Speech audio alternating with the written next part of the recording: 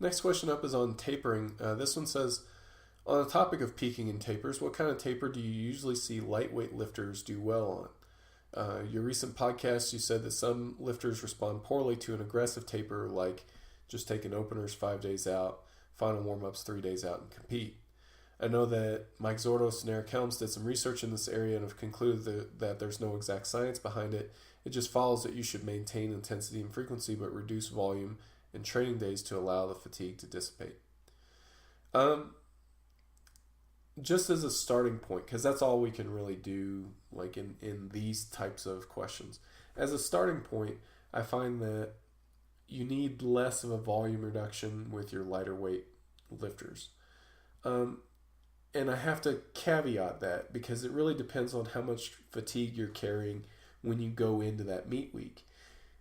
Regardless of if you're light or heavy, if you don't have a lot of fatigue during that meet week, you don't need nor do you want much of a taper. If you are carrying fatigue, then it depends on how long does it take you to recover from that fatigue.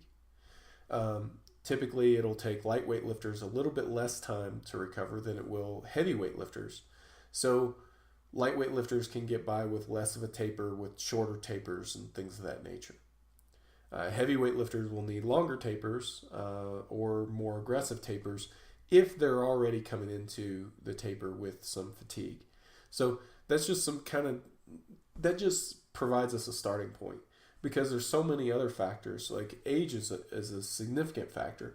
Because, and maybe I shouldn't say age, but like recovery issues we typically find with older lifters, they tend to have more recovery issues than younger lifters. So if you have, say, a Masters 2 lifter or something like that already has some recovery issues, even if they're a lightweight, they may need a more extensive taper.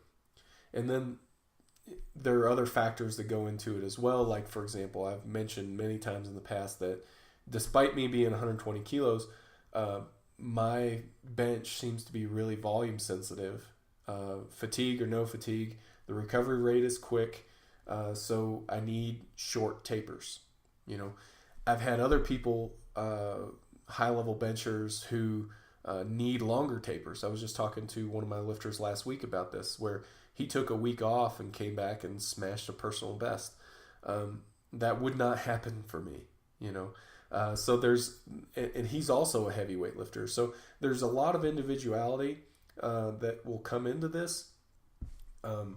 Now, we can use general rules as a starting point, but that's all they really are. And from there, we've got to dial it in based on your individual response.